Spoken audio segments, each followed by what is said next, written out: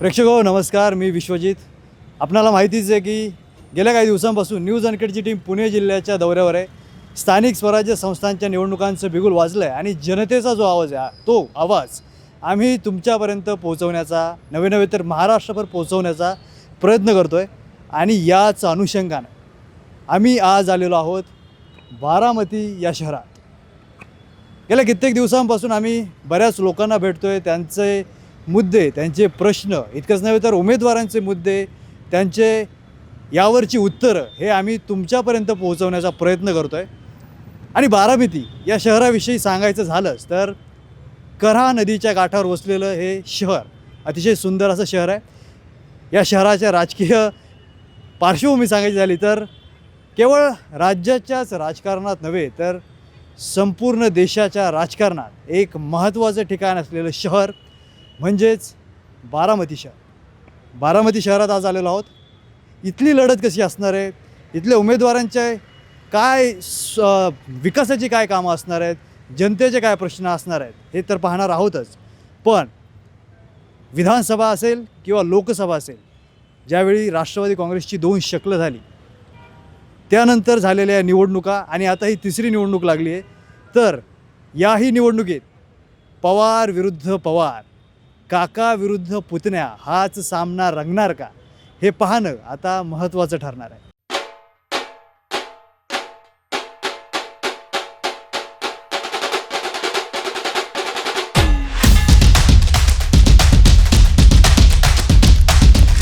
आपल्यासोबत काही बरेचसे इथं नागरिक आहेत. दादा नमस्कार. 10 वर्षांनी इलेक्शन लागल्यात तसं पाहायला गेलं तर, बरोबर? 9 वर्षांनी कसं वातावरण आहे? सर्वसामान्य नागरिकांमध्ये उत्साह आहे का? उत्साह काय नेहमीप्रमाणेच. नेहमीप्रमाणे. तुम्हाला काय वाटतं? नाही, उत्साह आहेच की माणसाला. उत्साह आहे का? उत्साह वाटतं काय? कसं काय आता वातावरण आहे? 9-10 वर्षांनी इलेक्शन आलं म्हणल्यावर हां, उत्साह आहेच की. बरं. हा. उत्साह म्हणजे 8 सीटं तर बिनविरोध झाले. बिनविरोध झाले. हो, आणि सगळीच निवडून येणार, त्यात काय वादच नाही. सगळे म्हणजे कोण? सगळे म्हणजे घड्याळीची सीटं सगळी येणार, दादाची सीटं. विकासाला किंमत आहे ना, पब्लिकला विकास केलेला दिसतो ना. शाळांचं म्हणा, सरकारी बिल्डिंगी बांधून ठेवल्या, काय कामच ठेवलं नाही ना पुढच्या पिढीला. मग आता काय निवडून यायचं, सगळी सीटं त्यांचीच येणार, त्या वादच नाही. बारामतीचा सगळा विकास झाला असं वाटतं तुम्हाला? काय राहिलाच नाही ना. तुमच्या नजरेस काय आलंय का, काय राहिलंय असं वाटतंय का? वाटतंय तुम्हाला काय? फक्त जिल्हा करायचा राहिलाय, फक्त बाकी काय राहिलं नाही. आता जिल्हा करायचा राहिलाय, जिल्ह्याची समजा आलंय इथं. आता सगळ्या गोष्टी सगळ्या गोष्टी शासन कोर्ट राहिलंच नाही ना आलंय, काय. समजा RTO आलंय, समजा आलंय. आता काय राहिलंय? फक्त जिल्हा करायचा राहिलाय. नाही तर काय राहिलंय इथं? काय आलं राहिलंच नाही ना, शिल्लक सुधारणा करायचं. तुम्ही 10व्या घाटाकडे गेला तर संध्याकाळी आपण अमेरिकेला आल्यावर वाटतं तिथं शीन काढतात लोक. त्या पुलावर जातो मी, काय केलंय दादांनी आणि काय काय करायचं आता ठोलंय? काहीच नाही. बसायची सोय लोकांची लोकांची पाहिजे आता इथं- रस्त्याने. कुठं अडचणच नाही ठेवली ना लोकांना. काय रस्ते असे जवळपास नाही ना कुठं, अशी सुधारणा केली भरपूर, त्यामुळं तर काय अडचण नाही. देवीच्या रोडला, देवीच्या देवळाकडं हा कसं बसायला सोय, गार्डन, फिरायला लोकांना. आता एक मोठं गार्डन चाललंय तिकडं. मोठ्या इमारती झाल्यात सरकारी प्रशासन भवनच्या इकडल्या साईडला मोठं गार्डन चालू आहे तिकडं. म्हणजे काय ठुलंच नाही ना, असं आहे ना. आणि त्याच्यामुळे काय माहिती काय, एक सुद्धा सीट लागत नाही कोणाचं, समधी सीट दादाची लागणार. 2 राष्ट्रवादी आहेत आता. या 2 राष्ट्रवादी एकत्र व्हायला हवेत का, की जे चाललंय ते व्यवस्थित आहे? अहो, हे तुम्ही म्हणताय 2 राष्ट्रवादी, पण आम्ही नाही ना असं समजत. आम्हाला दोन्ही एकच आहे. काय वाटतं तुम्हाला? नाही, ती दोन्ही एक व्हावं असं वाटतं माणसाला. पण ते आता जर सध्या केलं तर ती दोन्ही एकच आहेत, वेगळी नाहीत कोणी. तुम्हाला वाटतं 2 आहेत, बारामतीकरांना नाही वाटत तसं की पवार वेगळे वेगळे आहेत म्हणून. पवार वेगळं नाही आहे, कुटुंब आहे, की या सगळ्या गोष्टी झाल्या, हे बरोबर आहे, हे मान्य आहे. मात्र निवडणुकीच्या रिंगणात जेव्हा तुम्ही उतरता, आता लोकसभेला पाहिलं आपण, विधानसभेला पाहिलं, बरोबर? एक पवारांची राष्ट्रवादी, एक सत्तेत आहे, एक विरोधात आहे, दोघांची चिन्ह वेगळी आहे. मग तुम्हाला वाटत नाही एकत्र व्हावं? सत्ता कोणाची येऊ द्या, पवार सत्तेत हमेशा असतात. एक हे पवार असतील नाही तर ते पवार असतील, पवार कायम असतात. हा.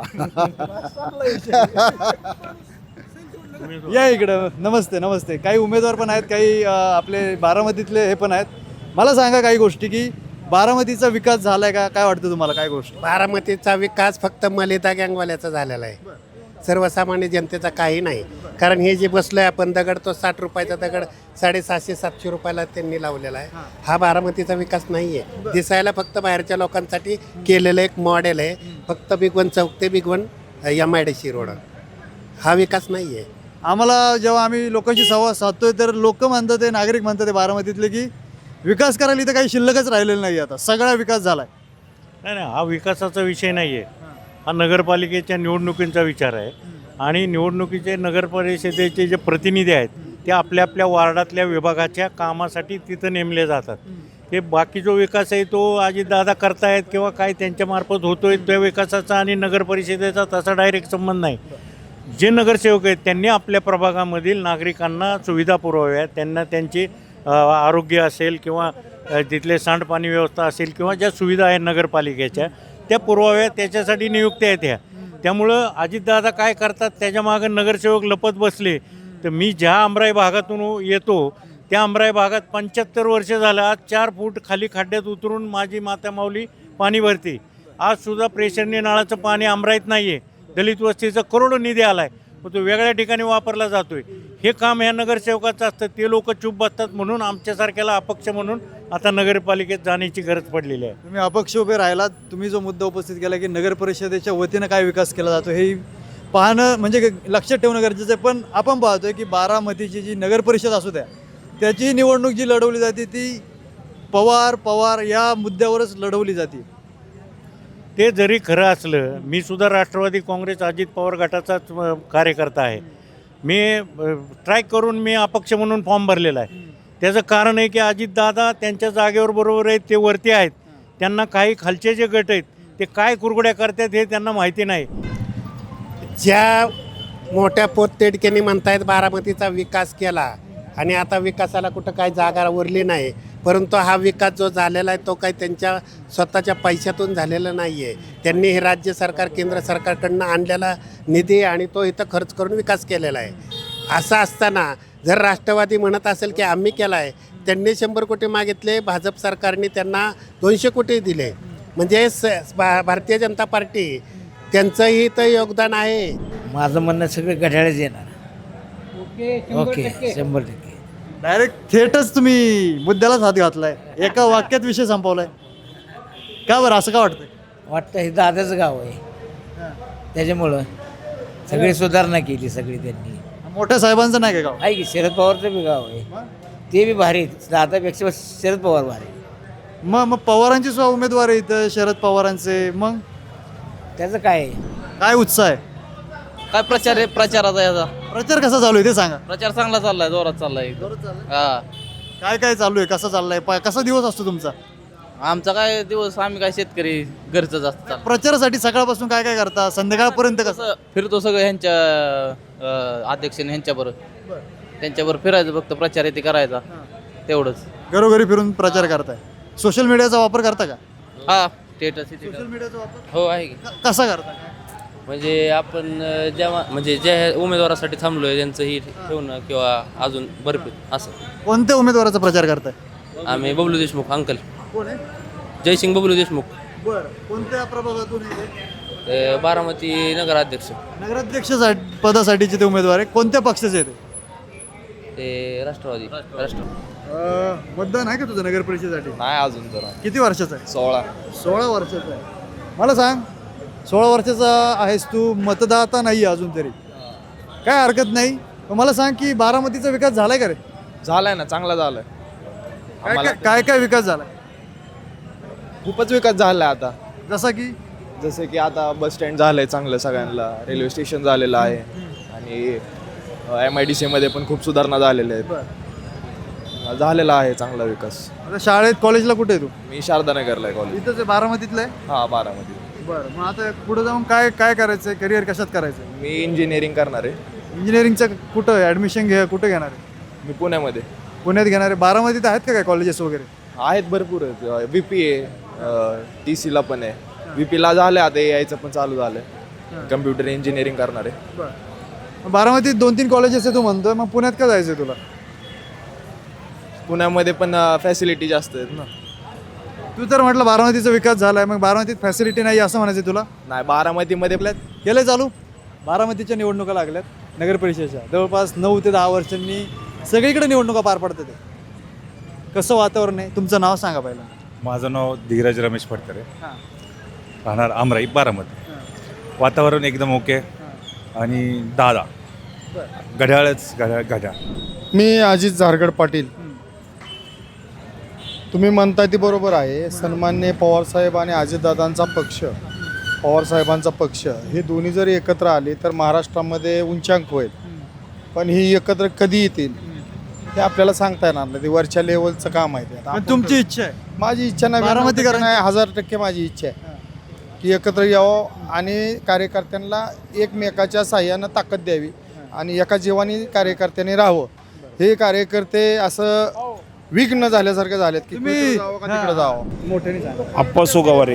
बरं, मला हे सांगा की तुम्ही देखील बोलणार. आपण तुमचं नाव काय? अशोक. कोणत्या पक्षाचे कार्यकर्ते आहात का?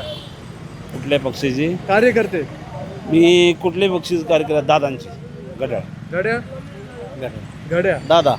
दादा, काय वातावरण येतं नगर परिषदेचं? सर्व सीटं दादांचीच येणार आहेत.